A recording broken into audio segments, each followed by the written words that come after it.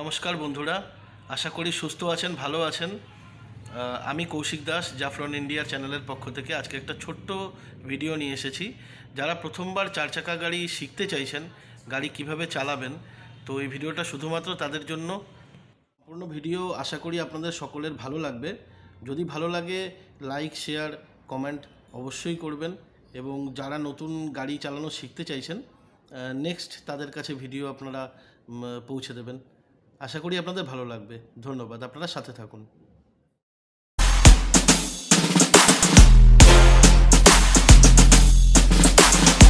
এটা একটা গ্র্যান্ড আইটেন গাড়ি, আপনারা সকলে দেখতে পাচ্ছেন।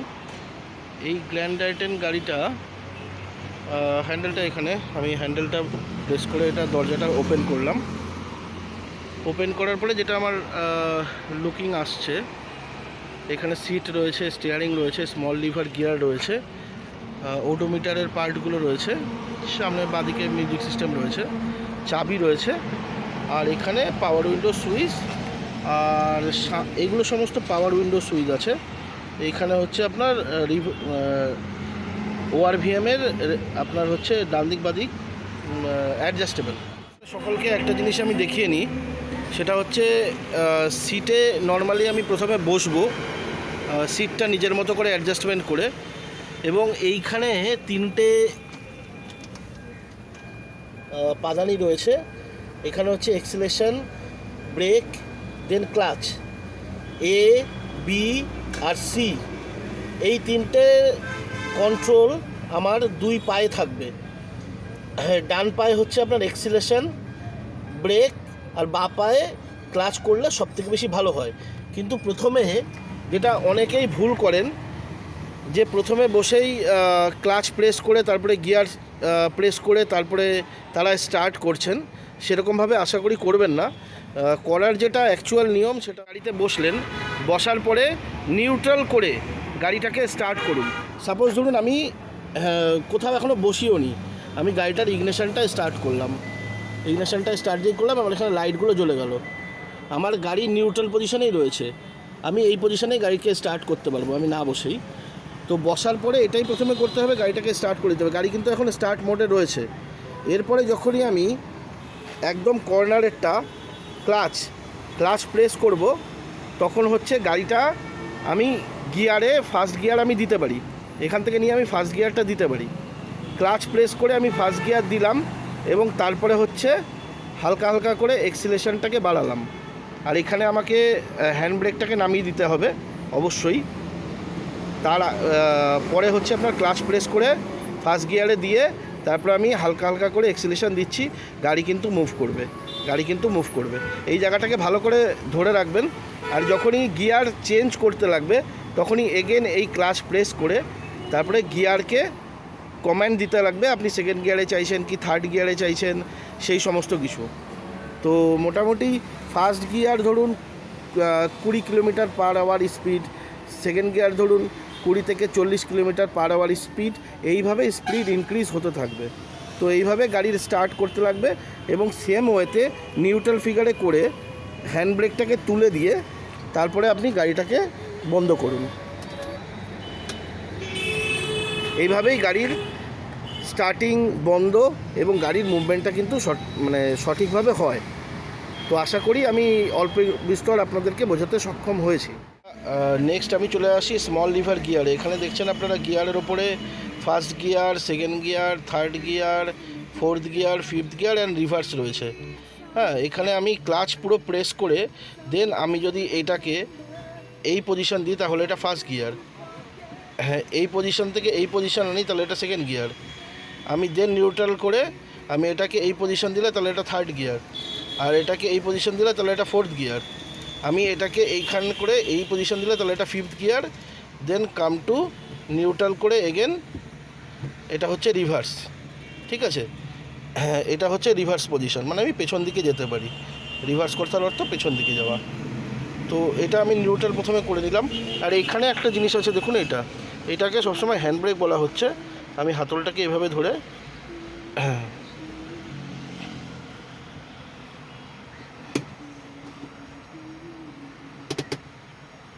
এটা আমি উঠিয়ে দিলাম, অর্থাৎ হ্যান্ড ব্রেকটা তোলা থাকে। গাড়িটা স্টার্ট করলাম, এবার আমি ক্লাচটা টিপে ফার্স্ট গিয়ারে দিলাম।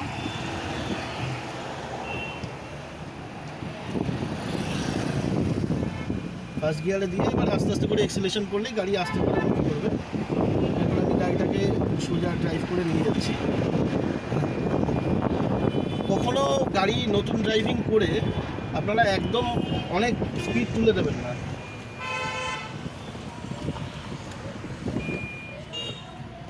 ব্রেক করতে করতে আস্তে আস্তে করে আমরা এখান থেকে ঘোরাতে পারবো।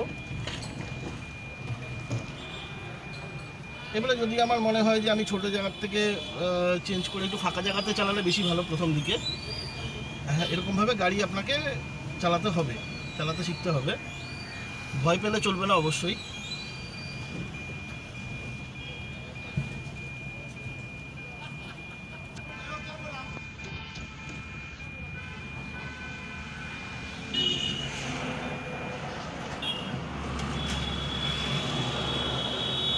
রিভার্সে যখন আমি নেব তখন আমি সেম প্রসেসে ক্লাচ প্রেস করলাম, হ্যাঁ রিভার্সে নিলাম,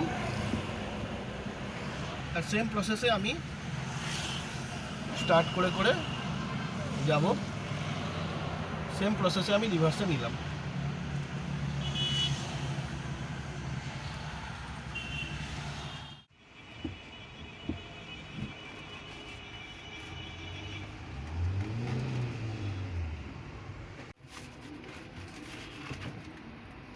বন্ধুরা দেখুন, এটা স্মল লিভার গিয়ার, যেরকমটা আমি বলছিলাম আপনাদেরকে। এটা first gear, second gear, third gear, fourth gear, fifth gear এবং রিভার্স। এটাকে এরকম করে দিই তাহলে গাড়ি স্ট্যান্ড বাই হয়ে যাবে, গাড়ির আর মুভমেন্ট হবে না। আর যদি আমি এটাকে নামিয়ে দিই তাহলে গাড়ি, হ্যাঁ আমি ফ্রি করে দিলাম, আমি কোনো ব্রেক দিলাম না, তাহলে গাড়ি গাড়ির মতো এগোতে পারে। আমি যেরকম যা কমেন্ট দেব গাড়িও সেরকম কমেন্টের ওপর বেস করে তার মুভমেন্টটা করবে। এরপরে আমি কিছু ইনস্ট্রুমেন্ট প্যানেলগুলো আপনাদেরকে দেখিয়ে দিচ্ছি, তাহলে সুবিধা হবে। গাড়ির ইগনিশনে দেওয়ার সাথে সাথে আপনার এখানে ওডোমিটারের লাইটগুলো সম্পর্কে জ্বলে যাবে। ট্রিপ মিটার আছে, কিলোমিটার আছে, সমস্ত ওডোমিটারের লাইটগুলো এখান থেকে জ্বলে যাবে। পেট্রোল ফুয়েল আছে কি নেই সেগুলো সম্পর্কে এখান থেকে ধারণা আপনি পেয়ে যাবেন। এটা হচ্ছে এমটি, এটা হচ্ছে ফুয়েল, আর এটা হচ্ছে কুল, এটা হচ্ছে hot. C for cool, H for hot. এর মাঝখান বা আগের অবধি থাকা মানে গাড়ি আপনার ওভারহিটেড হচ্ছে না। এই মাঝখানের থেকে লাল দাগ অবধি যাওয়া মানে গাড়ি ওভারহিটেড হচ্ছে, আর রেড সাইনে চলে যাওয়া মানে গাড়ি অত্যাধিক ওভারহিটেড হচ্ছে। তো সেইখানে আপনার গাড়ি দাঁড়িয়ে থাকবে। যাই হোক, ওটা একটা অন্য প্রসঙ্গ, আমি ওটার সম্পর্কে আলাদা ভিডিও নিয়ে আসবো। গাড়ি যদি ডান দিকে যেতে চান তাহলে আপনাকে রেড ইন্ডিকেটর দিতে হবে, এই তার সিম্বল, ডান দিকের সিম্বল। গাড়ি যদি আপনি বাঁ দিকে যেতে চান তাহলে এখানে আপনাকে লেফট ইন্ডিকেটর দিতে হবে, দিয়ে তারপরে গাড়ির মুভমেন্ট বাঁদিকে করতে লাগবে। এবং গাড়ি যদি আপনি হেডলাইট জ্বালান, এটা হচ্ছে হেডলাইট জ্বালানো এবং এটা হচ্ছে নেভানো। আপনি যদি ডিম ডিপার দেন, রাত্রিবেলা হলে অবশ্যই ভালো বোঝা যেত।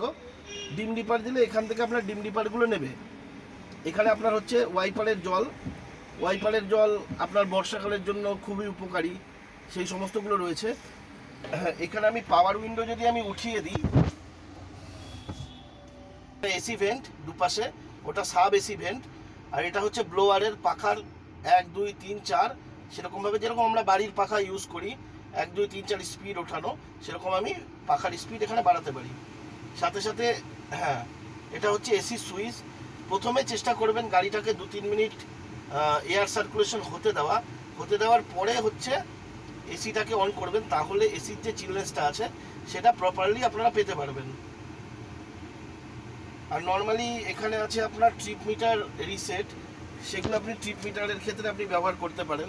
0 করে তারপরে যে ডেস্টিনেশনে গেলেন সেখান অবধি আপনি ট্রিপ মিটার ব্যবহার করতে পারেন। তো আপনার লুকিং ভিউ মিরার, এটা আপনি যদি রাতের বেলা হয়, যদি পেছনের লাইট সরাসরি চোখে আসে তাহলে এরকমভাবে এটাকে কার্ভ করানো যেতে পারে।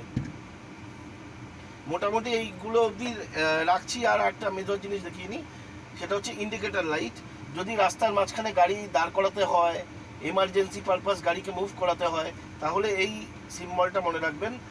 ইন্ডিকেটরটা জ্বালিয়ে দিলে আপনার চারিদিকের ইন্ডিকেটরগুলো জ্বলতে শুরু করবে, তাহলে মানুষ বুঝতে পারবে যে গাড়ি আপনার মানে এমার্জেন্সি পারপাস রয়েছে, তারা সেই হিসাবে ড্রাইভিং করে বেরিয়ে যাবে।